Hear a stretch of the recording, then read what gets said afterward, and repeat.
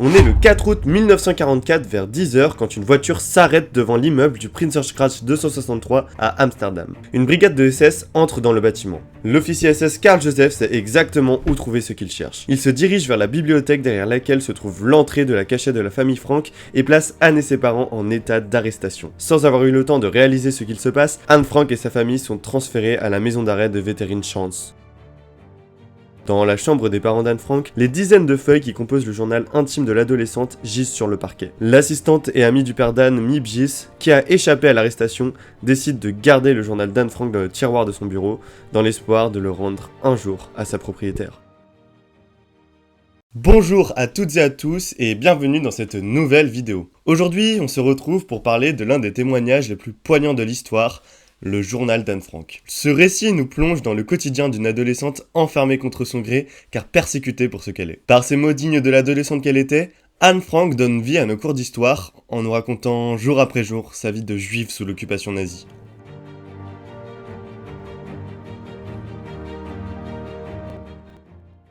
Anne Frank naît le 12 juin 1929 à Francfort-sur-le-Main en Allemagne.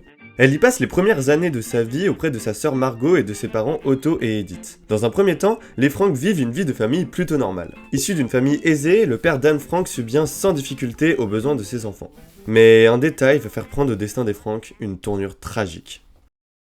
En effet, ils sont juifs et durant les années 20, alors que le chômage et l'inflation plongent de nombreux Allemands dans la précarité, l'antisémitisme se répand. C'est ainsi qu'en 1933, Adolf Hitler arrive au pouvoir. Fuir le pays devient alors une priorité pour Otto Frank, le père de famille.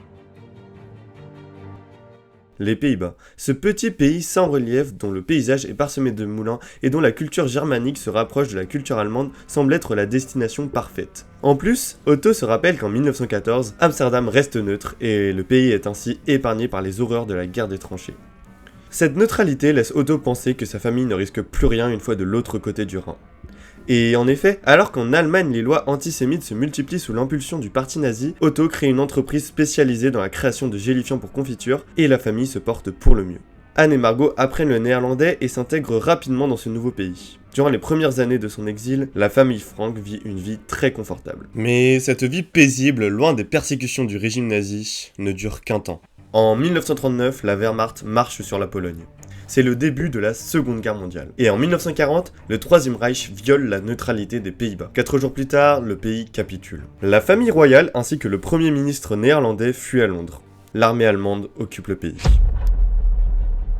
L'ombre d'Hitler pèse désormais sur le pays de Van Gogh. Autrefois protégés des persécutions nazies, les Franks doivent maintenant subir des lois antisémites imposées par le Reich dans le pays. Anne et sa sœur sont ainsi contraintes de rejoindre une école juive. Elles ont désormais l'interdiction de posséder un vélo et même de monter dans la même rame de métro que des chrétiens. Rapidement, la France capitule et alors que le Troisième Reich s'étend, les libertés des Juifs se réduisent dans tout le vieux continent. La vie de millions de personnes prend alors une tournure très sombre. Mais au sommet du Reich, on estime que cela n'est pas suffisant. En effet, de nombreux juifs sont toujours présents en Europe et le plan antisémite des nazis pour vider le vieux continent de sa population juive est un échec. C'est dans ce contexte qu'en janvier 1942, dans les bureaux de la Villa Malière à Berlin, Hitler réunit les plus hauts responsables du parti qui composent la tête pensante du Reich. Cette conférence est organisée dans un but particulièrement morbide. Elle a pour conséquence de mettre en place la solution finale à la question juive. L'extermination des Juifs d'Europe vient d'être décidée. Suite à cette conférence, le climat antisémite qui règne dans toute l'Europe prend une autre tournure. Beaucoup plus violente. La décision des hauts dignitaires nazis se fait rapidement sentir aux Pays-Bas. Et quand les premières arrestations ont lieu au cours de l'année 1942, il est bien trop tard pour fuir le pays. Otto Frank prend alors la décision d'entrer dans la clandestinité avec sa femme et ses 2 filles. Il aménage une cachette dans l'annexe des locaux de son entreprise et élabore une fausse piste qui laisserait croire que la famille a quitté le pays. Anne Frank profite alors de ses derniers instants de liberté. On est le 12 juin 1942. Alors qu'une vague de chaleur frappe la capitale néerlandaise, Anne fête ses 13 ans. Pour son anniversaire, elle reçoit de la part de ses parents un cadeau qui lui redonne le sourire malgré l'occupation. Il s'agit d'un journal. Je vais pouvoir, j'espère, te confier toutes sortes de choses, comme je n'ai encore pu le faire à personne. Au cours du mois de juin 1942, elle introduit le journal. Il se présentera sous la forme de lettres adressées à une amie imaginaire qu'elle appelle Kitty. Anne nous y partage ses derniers instants de liberté. Elle nous parle de ses amis, de ce qu'elle fait de ses journées. C'est un journal intime assez banal jusqu'ici. Mais le 5 juillet, la vie d'Anne bascule. Ça m'a fait un choc terrible. Une convocation. Tout le monde sait ce que cela veut dire. Je voyais déjà les spectres des camps de concentration et des cellules d'isolement. Sa sœur Margot vient de recevoir une convocation des SS. Alors que l'aménagement de l'annexe est encore en cours, les Franks sont pris de panique et les choses s'accélèrent. 3 jours plus tard, toute la petite famille s'installe dans l'annexe du bâtiment de l'entreprise d'auto. Ils sont accompagnés de monsieur Van Daan, l'ami et associé du père Dan et de sa famille. C'est ainsi qu'au cœur de la Seconde Guerre mondiale, alors que des millions de juifs subissent des persécutions et que des millions de personnes sont déportées et envoyées vers la mort, les 7 clandestins emménagent dans cette cachette sans avoir aucune idée du temps qu'ils vont passer à l'intérieur. Et en plus de ça, ils connaissent le destin morbide qui les attend s'ils ne se cachent pas. Qu'est-ce qui les attend dans cette région lointaine et barbare où on nous envoie? La radio anglaise parle d'asphyxie par les gaz. C'est peut-être la méthode d'élimination la plus rapide. La BBC est alors la seule source d'information alliée qui émet jusqu'à Amsterdam. Et bien qu'elle soit illégale aux Pays-Bas sous l'occupation, la radio de Londres deviendra la principale source d'information des Francs. C'est en effet de cette façon qu'Anne suit l'évolution du second conflit mondial. Parce qu'évidemment, la guerre est au centre de son récit. En réalité, elle rédige son journal dans l'attente de la fin de cette clandestinité forcée.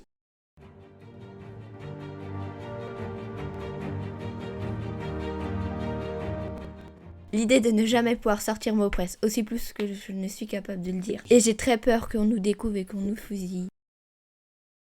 Alors que rapidement une routine s'installe et que l'ennui se fait de plus en plus sentir, Anne doit faire face à un tas de questions sans réponse. Quelle sera l'issue de la guerre? Pourront-ils un jour sortir de cette cachette en toute sécurité? Si oui, quand? Le père d'Anne pense que la victoire des Alliés n'est qu'une question de temps. En réalité, la famille se raccroche à l'espoir d'un débarquement anglais. Durant tout le récit, Anne parle de cette invasion militaire comme d'une chose inéluctable et est convaincue qu'elle se produira. Lire le journal d'Anne Frank, c'est un peu comme lire un livre d'histoire raconté à la première personne. C'est-à-dire que comme nos manuels, ce récit retrace les temps forts de la Seconde Guerre mondiale, à la différence qu'Anne nous raconte la guerre d'une manière beaucoup plus personnelle, en nous partageant ses ressentis. Alors que l'Axe domine le conflit durant toute la première partie de la guerre, en 1943, le rapport de force s'inverse. Après Pearl Harbor, les Alliés reprennent du terrain. Les nouvelles sont bonnes. L'Italie a capitulé sans condition. C'est avec joie que les Francs constatent la chute du principal allié d'Hitler, la libération n'est plus qu'une question de temps. Les autorités allemandes commencent alors petit à petit à prendre peur. Elles savent pertinemment que maintenir la population dans l'angoisse est la meilleure manière de la garder sous contrôle. Dans l'éventualité où les Allemands débarqueraient, les autorités allemandes se verraient obligées de tout mettre en œuvre pour défendre le pays, et même au besoin de l'inonder. Si le Reich en arrive à de telles extrémités, ce n'est pas pour rien. Au début de l'année 44, un débarquement semble imminent. Le débarquement n'a pas encore eu lieu. Je peux affirmer sans crainte que dans tout Amsterdam, toute la Hollande, et même sur toute la côte de l'Europe, jusqu'à l'Espagne, le débarquement est jour et nuit la source de conversation, de débats, de paris et d'espoir. Ce débarquement anglais, arrivera-t-il un jour? Si oui, où ça? Et dans combien de temps? Toutes ces questions occupent l'esprit de millions de gens. D'Amsterdam à Marseille, cette invasion de l'Europe par les forces alliées est source d'espoir. Et le 6 juin 1944, la BBC fait une annonce historique. D-Day is here. The invasion of Western Europe has begun. C'est le jour J. Des milliers de soldats débarquent sur les plages normandes. À la radio française, on parle des sanglots longs des violons de l'automne. Et à 1000 km de là, caché dans cette annexe, Anne ne cache pas son enthousiasme. This is the D-Day. Le débarquement a commencé. Pour les 8 clandestins, ce débarquement signifie que la fin de ce cauchemar a commencé.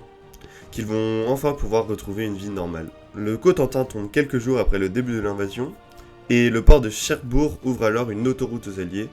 La chute du Reich n'est plus qu'une question de temps. Seulement, si le recul des troupes allemandes sur tous les fronts laisse flotter un parfum de libération dans les territoires occupés, dans les campagnes, à l'abri des regards, le pire est en cours.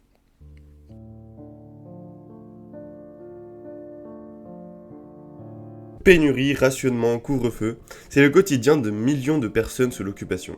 Mais parmi toutes les victimes de la Seconde Guerre mondiale, certains groupes minoritaires vivent un enfer sur Terre. Il y a longtemps qu'Hitler a fait de nous des apatrides. Les homosexuels, les tziganes, les handicapés et surtout les juifs sont victimes de persécutions. Cachée dans l'annexe, depuis la fenêtre du 3e étage, Anne observe ses semblables subir ces discriminations.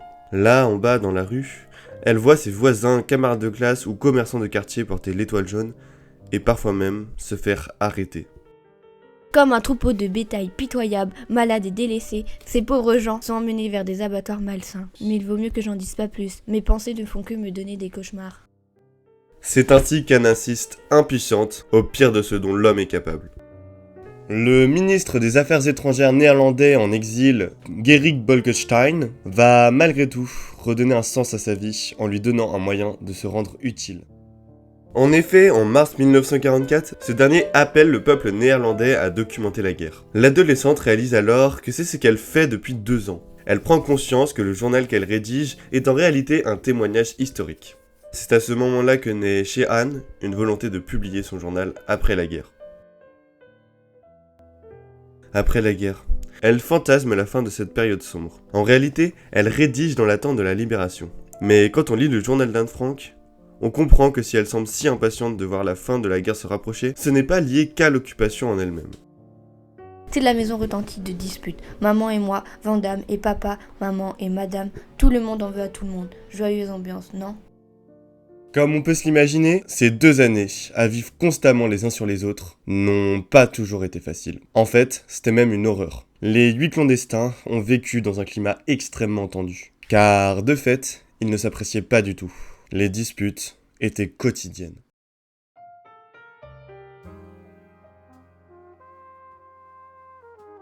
En 1942, Anne s'installe dans l'annexe. À ce moment-là, elle a déjà dit adieu à sa liberté. Le journal d'Anne Frank, c'est avant tout des potins de leur vie quotidienne. Une fois la pression des premiers jours redescendue, des tensions apparaissent rapidement au sein du groupe. Et là, on parle pas de petites embrouilles, l'ambiance dans l'annexe est réellement tendue. Ils n'en croiront pas leurs oreilles, et ils ne tarderont pas à fermer leur grande gueule quand je leur aurai fait comprendre que ce n'est pas mon éducation, mais à la leur qui devrait s'attaquer d'abord. Bonne de rustre. Anne est en pleine crise d'ado, et c'est ce que l'on ressent au début du journal. Elle se dispute avec tout le monde et se sent incomprise. Jusqu'ici, ça paraît assez normal comme comportement pour une ado de 13 ans. Mais il y a une personne qui va particulièrement lui pourrir la vie. Madame Vandane, la femme de l'ami d'Otto Frank, est insupportable. C'est une mégère qui se plaint tout le temps. Elle crie et passe son temps à critiquer l'adolescente. En plus de tout ça, elle flirte avec le père d'Anne et un jour, alors qu'elle vient de vendre un manteau en fourrure, elle décide de garder l'argent pour s'acheter des vêtements après la guerre. Tout ça alors que les parents d'Anne Frank lui ont sauvé la vie et que le manque de nourriture se fait de plus en plus sentir. Mais madame n'est pas la seule à être gonflée dans cette histoire. Alors que les mois passent, les parents d'Anne commencent à envisager d'accueillir un 8e clandestin. Ils ont assez de place pour accueillir une autre personne, ils vont donc tout naturellement choisir de sauver une vie. C'est ainsi que Dussel, le dentiste de la famille Frank, aménage dans l'annexe. Le problème, c'est que c'est un gros ingrat. Il cache de la nourriture, refuse de partager le bureau avec Anne, et en plus de tout ça, il est désagréable. Mais Anne entretient également une relation tendue avec sa mère et sa sœur. Elle n'a pas sa langue dans sa poche, ce qui lui vaut d'être vivement critiquée par les autres membres de l'annexe. Si elle cache bien son jeu face aux autres, elle ne ment pas à Kitty. Son journal nous apprend ainsi qu'en réalité, elle se sent incomprise et blessée par les remarques des adultes. Angoisse, peur, tristesse, colère, c'est ainsi ce qui se dégage du journal d'Anne Frank. Tous les jours, je prends de la valériane contre l'angoisse et la dépression. Un bon éclat de rire serait plus efficace que 10 de ces comprimés. Mais nous avons presque oublié ce que c'est de rire. Anne n'est qu'une ado, et c'est dans ce climat particulièrement oppressant qu'elle se construit. On la voit grandir au cours de cet exil forcé, elle grandit à travers les livres qui constituent sa principale source d'occupation. Mais c'est surtout durant cette période de clandestinité qu'Anne découvre un nouveau sentiment. Un sentiment qui lui donne des papillons dans le ventre et qui la pousse à écrire quotidiennement à Kitty.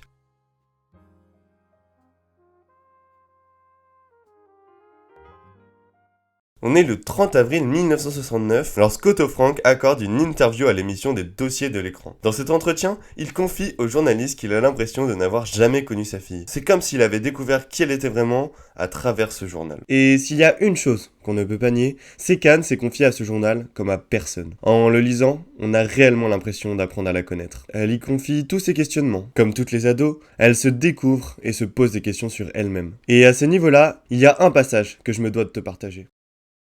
Alors que je passais la nuit chez Jacques, je n'ai pas pu me retenir tant que j'étais curieuse de son corps, qu'elle cachait toujours de mon regard, et que je n'ai jamais vu. Je lui ai demandé si, en gage de notre amitié, nous pourrions nous palper mutuellement les seins. De même, j'avais une terrible envie d'embrasser Jacques, et je l'ai fait.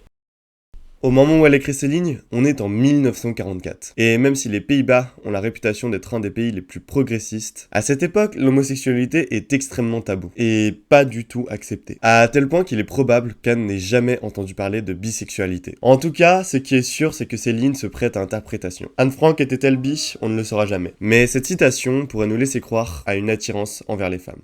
En tout cas, ce dont on ne peut pas douter, c'est de son attirance pour le fils des Van Damme, Peter. De 2 ans son aîné, il est le 3e ado de l'annexe. Et si au début Anne dit le trouver ennuyeux et timide, elle va rapidement changer d'avis en ce qui le concerne. Au cours de la première année de clandestinité, Peter et Anne ne s'adressent que très peu la parole. Mais au début de l'année 44, les deux adolescents se mettent à échanger. Au début, en toute amitié. Puis les jours passent et Anne commence à monter de plus en plus souvent dans le grenier pour discuter avec Peter. Ces escapades sous les combles vont alors petit à petit lui redonner goût à la vie. À de nombreuses reprises dans le journal, Anne dit se sentir seule et isolée. La découverte de ses affinités avec Peter va la sortir de cet état de désespoir. Elle retrouve le sourire. Les jours passent et rapidement vient le printemps. Alors que les mésanges chantent et que les tulipes éclosent, cette complicité entre les deux amis va petit à petit se transformer en quelque chose d'autre. Maman pense que Peter est amoureux de moi. Pour être honnête, je voudrais que ça soit vrai. À ce moment-là, nous serions quittes. C'est ainsi qu'après s'être posé de nombreuses questions, Anne acte ses sentiments pour Peter. Puis un soir, alors qu'ils se disent au revoir, que leurs bouches sont à quelques centimètres, sans pouvoir se retenir, ils s'embrassent. C'est ainsi que Peter donne à Anne son premier baiser. Ils passent l'été 1944 main dans la main, illuminant mutuellement leur sombre quotidien. Mais un événement tragique va rapidement mettre fin à cette idylle. Alors que les troupes alliées font route sur Paris, alors que les troupes allemandes sont en déroute à l'est comme à l'ouest, alors que la fin de ces heures sombres n'est plus qu'une question de mois, le pire se produit. 1er août 1944. Je ne cesse de chercher un moyen de devenir comme j'aimerais tant être, et comme je pourrais être si personne d'autre vivait sur Terre. Ici se termine le journal d'Anne Frank. Comme tout le journal, les dernières phrases sont tournées vers l'avenir. Cette fin laisse un goût amer en bouche. Tout simplement parce que ces mots n'étaient pas destinés à conclure le journal. C'est tout simplement comme si Anne Frank avait été coupée en plein milieu du récit de sa vie. Elle, qui gardait espoir en l'avenir. Le 5 juin 1944, au matin, une brigade SS pénètre dans les locaux de l'entreprise d'Otto Frank, se dirige vers la bibliothèque avant d'entrer dans l'annexe. Dans un mouvement violent, les 8 clandestins et 2 des complices du père d'Anne sont arrêtés. Le 3 septembre 1944, après un mois passé dans le camp de transit de Westerbork, Anne et sa famille embarquent à bord du tout dernier convoi en direction du camp d'Auschwitz-Birkenau.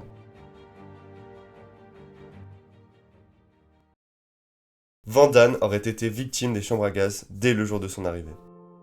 Edith, la mère d'Anne, meurt de famine quelques mois plus tard, en janvier 1945.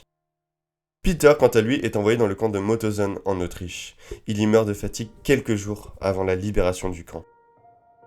Margot et Anne sont déportées fin octobre au camp de Bergen-Belsen, en Allemagne. Une épidémie de typhus causée par des conditions d'hygiène catastrophiques éclate au cours de l'hiver 1944-1945, emportant des milliers de prisonniers, dont Margot et quelques jours plus tard, Anne. Un mois avant la libération du camp par les forces alliées. C'est ainsi qu'alors que quelques mois plus tôt, Anne Frank nous partageait dans son journal les auteurs qu'elle pensait faire lire à ses enfants, elle succombe à l'idéologie nazie, victime comme des millions de personnes du pire génocide de l'histoire. Le journal d'Anne Frank raconte une vie, celle de son auteur. Mais il illustre aussi le quotidien de millions de personnes durant la guerre. Si le journal d'Anne Frank reste le témoignage le plus connu de la Shoah, il aurait pu s'appeler le journal de Margot, de Peter ou de Joseph. Anne aurait pu, comme ces 6 millions de pères, mères, enfants, amis, boulangers ou instituteurs, rester dans l'anonymat. Sa mémoire aurait pu, elle aussi, se perdre dans les tréfonds de l'histoire. Seulement, lorsque Otto Frank rentre à Amsterdam en juin 1945, un mois après la capitulation du Reich, il réalise que ce cadeau que vient de lui faire la vie en le faisant rescaper de la Shoah est en réalité un cadeau empoisonné.